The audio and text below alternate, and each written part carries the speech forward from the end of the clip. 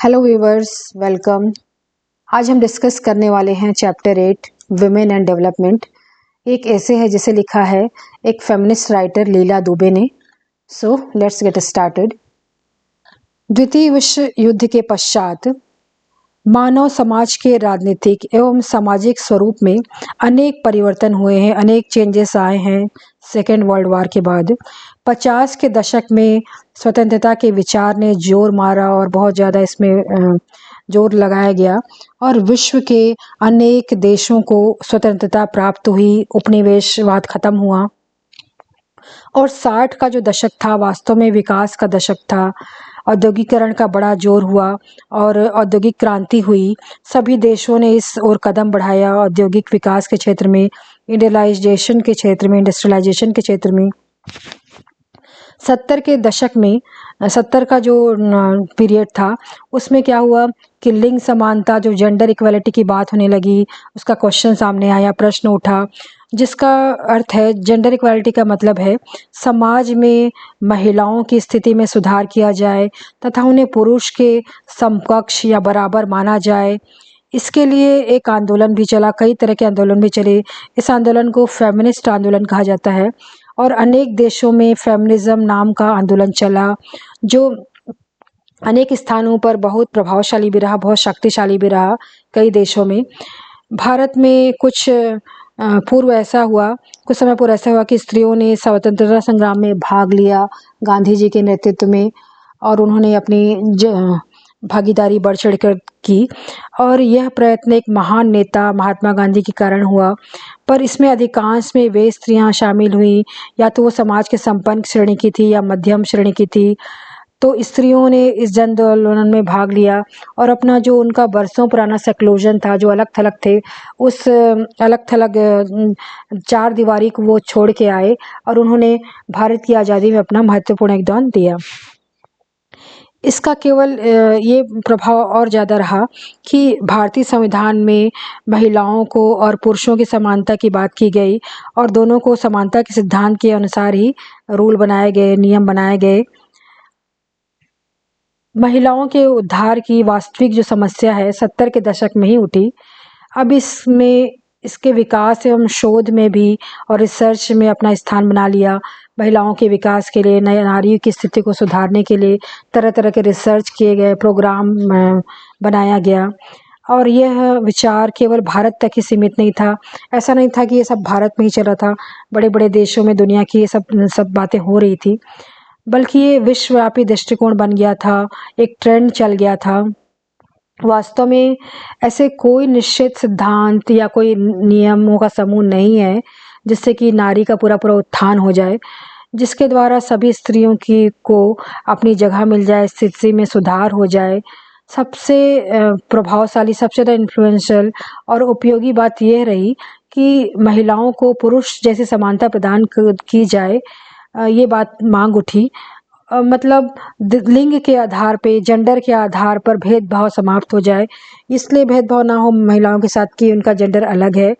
इसको पहले से ही इसके लिए निम्नलिखित 3 बातों को ध्यान देना चाहिए। तो राइटर लीला दुबे कहती हैं, तो इस जेंडर इनइक्वालिटी को ख़त्म करने के लिए हमको स्पेशली 3 बातों को ध्यान देना होगा, ऐसे वो कहती हैं। तो ये 3 बातें कौन कौन सी है? इस बात के निश्चित आंकड़े हों कि समाज में स्त्रियों की स्थिति एवं कार्य क्या है। तो हमको प्रॉपर डाटा होना चाहिए, प्रॉपर आंकड़े हों कि महिलाओं की स्थिति क्या है और उनके उस दिशा को सुधारने के लिए, उस स्थिति को सुधारने के लिए हम क्या क्या काम कर सकते हैं, क्या क्या योजनाएं बना सकते हैं। तो प्रॉपर डाटा और प्रॉपर इंफॉर्मेशन सिस्टम होना चाहिए। यह जानकारी होनी चाहिए कि विकास कार्यक्रमों में स्त्रियों की कितना लाभ पहुंचाया और कितना हानि पहुंचाया। तो हमको ये भी जानना होगा कि कुछ ऐसे प्रोग्राम भी हैं जिसकी वजह से महिलाओं को लाभ तो नहीं पहुंच पाता, बल्कि उसकी जगह हानि हो जाती है, कुछ उनका नुकसान हो जाता है। ऐसे इसके बारे में हम आगे डिस्कस करेंगे। अब महिलाओं के जो समुचित विकास के लिए, प्रॉपर डेवलपमेंट के लिए ना होने के कौन कौन से सामाजिक कारण हैं, कौन कौन सी सांस्कृतिक कारण हैं जो जिम्मेदार हैं और कौन इसके लिए रिस्पॉन्सिबल है कि उनका जो प्रॉपर जितना डेवलपमेंट होना था वो नहीं हो पाया।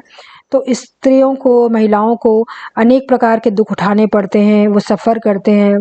जनगणना इस बात में असफल रही है, जो सेंसस होता है, सेंसस माने जनगणना, तो ये इस बात को पता लगाने में असफल रही है कि जो महिलाओं की घर में क्या कार्य कर रही हैं, उनको इकोनॉमिक डेवलपमेंट में, भारत के इकोनॉमिक डेवलपमेंट में क्या उनका योगदान है, इसको प्रॉपर तरीके से उन लोग पता नहीं कर पाए हैं।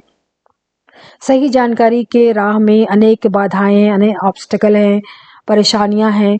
महिलाओं को कभी भी परिवार का मुखिया नहीं माना जाता, उन्हें head of the house hold नहीं माना जाता, चाहे वो कितना भी रिस्पॉन्सिबिलिटी वाला कार्य करते रहें, उत्तरदायित्व वाला कार्य कर रही हूँ, चाहे पूरे घर को वो चला रही हों, पूरे घर को वो इकोनॉमिक रूप से वो सपोर्ट कर रही हों, फिर भी से उनको घर की मुखिया नहीं माना जाता। और विकास के कार्यक्रम में भी पुरुषों की भलाई को देखकर बनाए जाते हैं।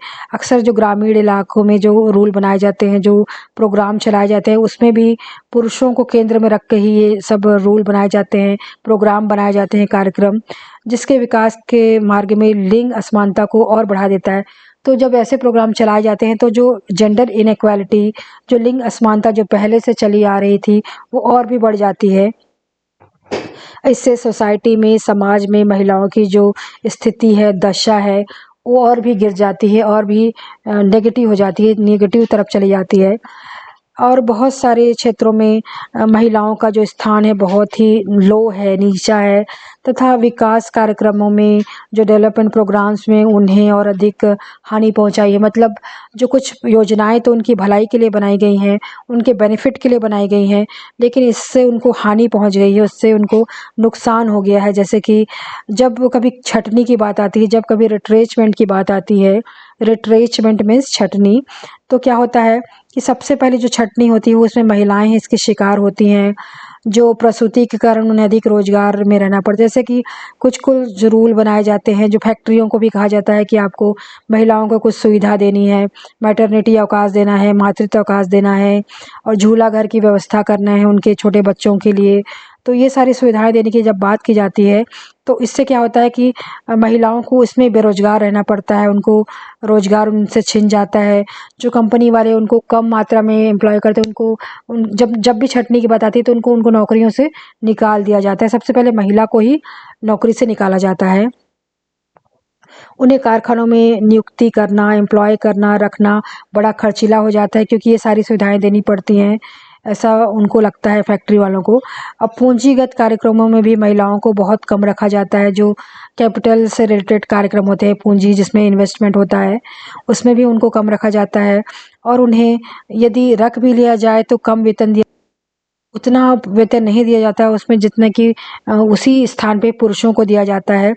तो इस तरह से भेदभाव होता है, और उन्हें सामान्य रूप से अकुशल वाला कार्य दिया जाता है। मतलब ऐसे कार्य दिए जाते हैं, ऐसे काम सौंपे जाते हैं जिसमें प्रॉपर स्किल की ज़रूरत नहीं होती, प्रॉपर कुशलता की ज़रूरत नहीं होती, मतलब उनको अकुशल माना जाता है। इस तरह से भेदभाव की वो शिकार होती हैं। इस प्रकार पूंजीगत कैपिटल विकास ने, जैसे पूंजीगत डेवलपमेंट ने, पूंजी विकास ने स्त्रियों की जो समस्याओं को, उनके प्रॉब्लम्स को, उनके दुखों को और अधिक बढ़ा दिया है। इस तरह का जो सिस्टम है, इसने उसको महिलाओं की जो स्थिति को ठीक ना करके और भी बढ़ा दिया है, उसकी जो प्रॉब्लम्स को। महिलाओं को उत्तराधिकार का जो है प्रॉब्लम, इनहेरिटेंस का, वैवाहिक संबंध, जो मैरिटल रिलेशंस हैं, निवास, जो रहने की जो जगह है, और जो फैमिली स्ट्रक्चर है, जो पारिवारिक संरचना है, उसमें भी ज़्यादा महत्व नहीं दिया जाता। तो इस सारे में उनको एक तरह से नीचा स्थान दिया जाता है। अब इनहेरिटेंस के क्षेत्र में तो भी बहुत सारी योजनाएं लागू हो चुकी हैं। इन समस्याओं पर सही विचार के बिना उनकी उन्नति नहीं हो सकती। तो राइटर जो लीला दुबे हैं, जो बहुत ही बड़ी फेमिनिस्ट राइटर है, जिन्होंने इस ऐसे को लिखा है, तो वो लिखती हैं कि इन सारे क्षेत्रों को ध्यान में दिए बिना, इन महिलाओं के प्रॉब्लम्स को जाने बिना उनका प्रॉपर डेवलपमेंट नहीं हो सकता, प्रॉपर उन्नति नहीं हो सकती। केवल कानून बना देने से काम नहीं चलेगा, केवल प्रोग्राम बना देने से काम नहीं चलेगा, पर उसका क्रियान्वयन भी होना चाहिए, इसका प्रॉपर इम्प्लीमेंटेशन भी ज़रूरी है। और यही समय की वास्तविक मांग है, यही नीड ऑफ द आवर है, यही आज की ज़रूरत है। पर दुख इस बात का है कि स्त्रियों की जो समस्याएं हैं, जोरदार अभियान नहीं बन सका है। ये हमारे लिए अनफॉर्चुनेटली है कि जो महिलाओं की जो प्रॉब्लम्स है, उसको एक प्रॉपर मूवमेंट नहीं बनाया गया जा चुका है। महिलाएं ही संगठित नहीं हो पाती हैं अपने इस कार्य को करने के लिए, और महिलाओं के लिए आंदोलन करने वाले भी कुछ ही अधिक नहीं कर सके, जिन्होंने किया भी तो ज़्यादा कुछ अचीव नहीं कर सके इस दिशा में।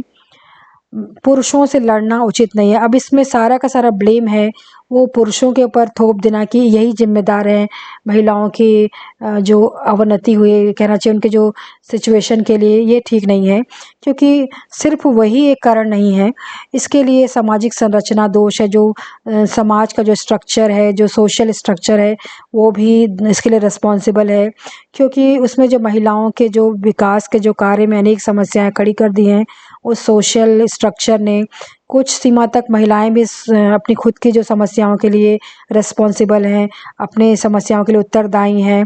अब ये कोशिश की जानी चाहिए कि उनके विकास में इस तरह से योजना बनाई जाए, इस तरह से विकास के कार्य हो सके, जिससे उनके समाज में उनको सही स्थिति मिल सके और स्त्रियों और पुरुषों में समानता आ सके। तो इस दिशा में कार्य होने चाहिए, ऐसा लीला दुबे जी लिखती हैं। So thank you so much.